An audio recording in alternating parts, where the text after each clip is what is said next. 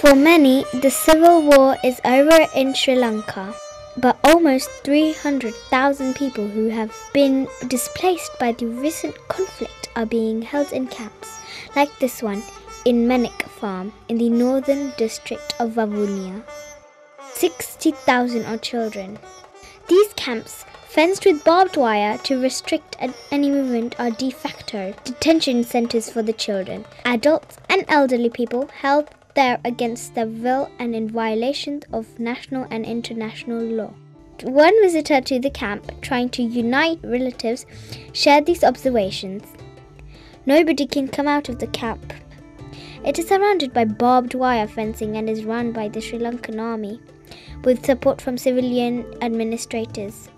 The camp has severe water problems. Toilets are rudimentary and there are long queues in front of them since morning. There is very little vegetation or trees and everyone has to sweat it out inside the makeshift tents, which are now becoming ragged. As for visitors and relatives, they can come and see them for about 5 minutes in the camp.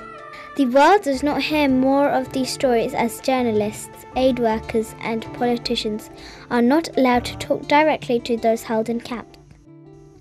People living in the camps deserve their voices to be heard.